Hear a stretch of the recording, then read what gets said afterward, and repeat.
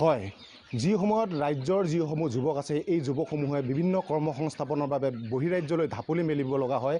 তেনে এক সময়তে কিন্তু জাগিৰোডৰ নতুন গাঁৱৰ জ্যোতি কলিতা নামৰ এগৰাকী মহিলাই তেওঁৰ যি স্বাৱলম্বনৰ পথ প্ৰশস্ত কৰিছে ঘৰতে হাঁহ আৰু কুকুৰা পালন কৰি। মই ভিডিঅ' জানছোঁ মই দেখাবলৈ অনুৰোধ কৰিছোঁ।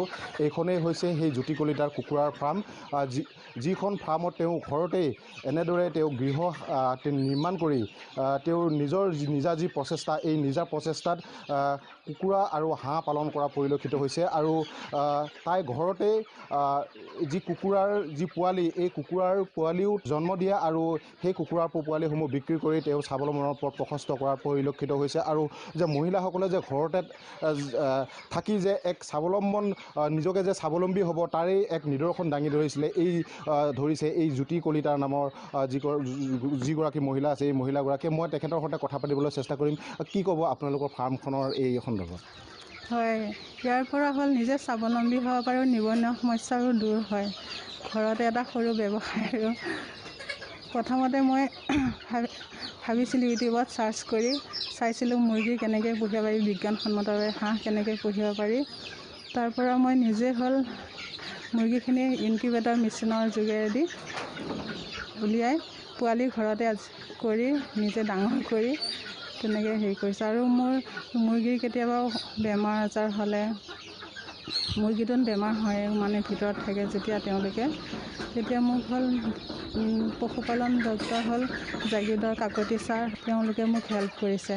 আৰু লগতে মোক হাজবেণ্ডে মানে বহুত উৎসাহ দিছে তেওঁ নিজে স্বাৱলম্বী হ'বলৈ। কাৰণ তেওঁ কোম্পানী জব কৰে, কাৰণ কোম্পানী জব আজি আছে কালি নাই, তুমি নিজে স্বাৱলম্বী হ'ব লাগিব তেনেকৈ পেলাই। সেইকাৰণে মই বেছি আগ্ৰহী হৈ গৈছোঁ। হয়, নিশ্চয়কৈ এগৰাকী গৃহিণী হিচাপে আপুনি ঘৰত নিজ পৰিয়ালটোৰ বাবে বহুতো কাম থাকে, তাৰ মাজতে আপুনি মানে কেনেদৰে সময় দিব পাৰিছে এই যিখন আপোনাৰ ফাৰ্ম, এই ফাৰ্মখনত? হয়, মই ৰাতিপুৱা মানে যেতিয়াই সাৰ পাওঁ 5টা নাবাজোঁতে মই উঠি মুৰ্গীখিনিৰ লগত লাগোঁ, দানা পানী দিওঁ, বাচন সদায় চাফা কৰিব লাগিব, দানা বাচন পানী বাচন নতুনকৈ আকৌ ভৰাই দিওঁ। তাৰপাছত মোৰ ভণ্টি ছোৱালীজনী মোৰ লগত থাকে, তাই ইণ্ডাষ্ট্ৰিয়ালৈ স্কুলত যায়, তাইক পঠাবলৈ টিফিন আৰু স্কুলৰ কাৰণে ৰেডি কৰিব লাগিব। তাৰপাছত ল'ৰাটো কলেজত পঢ়ে, BSc পঢ়ি আছে, তাৰো ৰেডি কৰিব লাগিব, তেনেকৈ তাৰ মাজতে আপুনি যিসকল নিবনুৱা যুৱক আছে বহিৰাজ্যলৈ যি বিভিন্ন কৰ্মসংস্থাপনৰ বাবে ঢাপলি মেলে বা ঘৰতে যিসকল মহিলা গৃহিণী হিচাপে আছে, তেওঁলোকলৈ আপোনাৰ কি আহ্বান হ'ব যে আপোনালোকৰ কুকুৰা ফাৰ্মৰ দ্বাৰা যে স্বাৱলম্বনৰ পথ হেৰি কৰিব? হয়, মানুহে মানে ভয় খাব নালাগে। এটা বিজনেছ কৰিম বুলি ভাবিলে আজিয়ে কৰিম বুলি ভাবিব লাগিব। তেওঁলোকে নিজে স্বাৱলম্বী হ'ব পাৰিব। আৰু মোৰ দেউতা মাক সহায় কৰিছে। মোৰ দেউতাই মানে মোৰ ঘৰত মতা মানুহ নাথাকে কাৰণে ল'ৰাকেইটা থাকে, কলেজ গুচি যায়, দেউতাই দানা আন বুলি ক'লে আনি দিয়ে মোক, তেনেকুৱা আৰু মানে ঘৰৰ শহুৰ শাহুৱে মোক সদায় উৎসাহ দিছে তেনেকুৱা। হয়, নিশ্চয়কৈ এতিয়া ক'ব লাগিব, মই ভিডিঅ'জনত মই পুনৰ দেখাবলৈ অনুৰোধ কৰিছোঁ।